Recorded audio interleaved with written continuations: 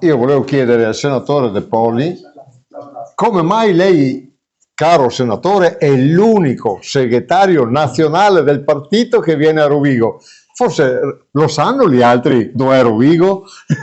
Ma al di là, grazie Renato, grazie a tutti, a tutta la nostra meravigliosa squadra dei candidati qui di Rovigo, ma a me fa veramente piacere essere oggi qui a Rovigo a presentare la squadra dell'UDC con Stefani Presidente. I nostri valori, i nostri principi in questa terra sono radicati nella storia, sono radicati nelle persone che oggi rappresentano questo grande territorio, ma ancora di più lo saranno nel nostro futuro. In primis la persona al centro. Noi partiamo da questo presupposto. Se non c'è la persona non c'è il percorso di vita. La persona, i nostri figli, il creare famiglia, i nostri giovani che devono trovare la possibilità di avere una casa, quindi aiuto alla prima casa.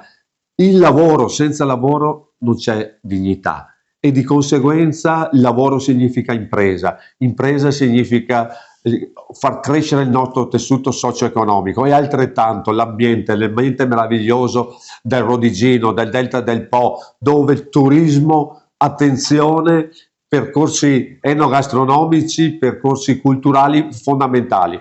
Rovigo rappresenta una grande realtà nel territorio veneto, ma in modo particolare anche a livello nazionale.